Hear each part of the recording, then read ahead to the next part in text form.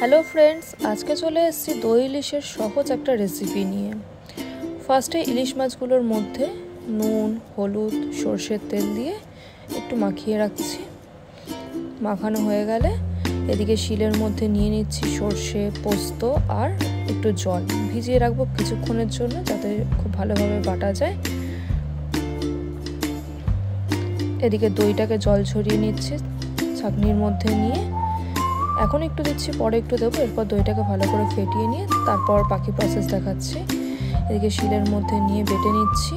একটু কাঁচা লঙ্কাও নেব তার মধ্যে। আগে সর্ষে পোস্তটাকে একটু বেটে নিচ্ছি, তারপর কাঁচা লঙ্কাটা নেব।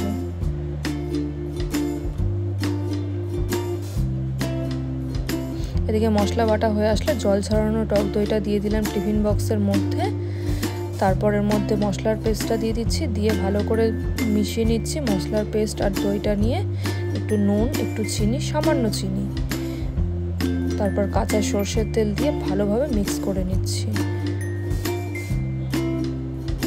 মিক্স করা হয়ে গেলে ওদিকে নুন হলুদ মাখিয়ে রাখা মাছটা একদম ভালোভাবে দিয়ে দিচ্ছি। মাছের গায়ে মশলাটাও মাখিয়ে রাখছি যাতে একদম পরিমাণ মতো মশলা, নুন হলুদ সব ঠিকঠাক টেস্টের ব্যালেন্সটা হয়ে যায় মাছের মধ্যে।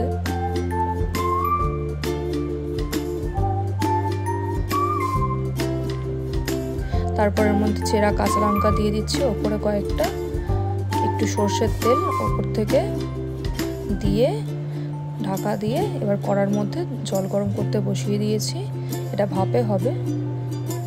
এখন আধ ঘন্টা এইভাবে স্টিমে বসানো থাকবে। এখন একটা থালা দিয়ে কড়াইটাকে ভালো করে ঢেকে রেখে দেবো যাতে স্টিমটা না বাইরে বেরিয়ে যায়।